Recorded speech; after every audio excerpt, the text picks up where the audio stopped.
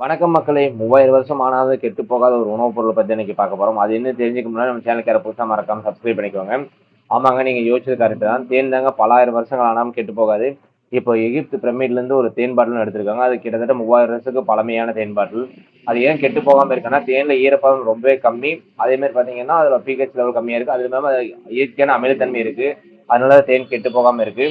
இப்ப நம்மளுக்கு ஒரு நேரம் ரொம்ப டயர்டா இருக்குன்னா, தேன் ஒரு ஸ்பூன் சாப்பிட்டா போதுங்க. அதுல இருக்க குளுக்கோஸ் பார்த்தீங்கன்னா, நம்ம உடம்புக்கு இன்ஸ்டன்ட்டா எனர்ஜி குடுக்கும். அதே மாரி பார்த்தீங்கன்னா, அதுல ஆன்டி ஆக்ஸிடென்ட் ரொம்ப அதிகமா இருக்கு. அதனால பார்த்தீங்கன்னா, நம்ம தேன் ரெகுலரா எடுத்துக்கும்போது, நம்ம உடம்புல வைரஸ் தொற்று மற்றும் பாக்டீரியா தொற்றுலருந்து கொஞ்சம் நம்மள பாதுகாக்கும்.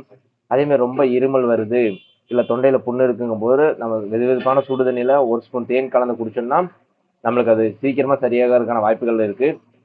1 வயசு கீழ இருக்க குழந்தைகளுக்கு கண்டிப்பா தேன் குடுக்கணும். இதுக்கு என்ன காரணம் பார்த்தீங்கன்னா, குழந்தைகளோட செரிமான மண்டலம் தேன்ல இருக்க பாக்டீரியாவ தாங்குற அளவுக்கு அது வளர்ந்திருக்காது. அதனால கண்டிப்பா 1 வயசு கீழ இருக்க குழந்தைகளுக்கு தேன் குடுக்க வேண்டாம். ஓகே, இந்த வீடியோ பிடிச்சா வீடியோக்கு லைக் பண்ணுங்க, சேனலை சப்ஸ்கிரைப் பண்ணிக்கோங்க. அடுத்த வீடியோல பார்க்கலாம். பாய்.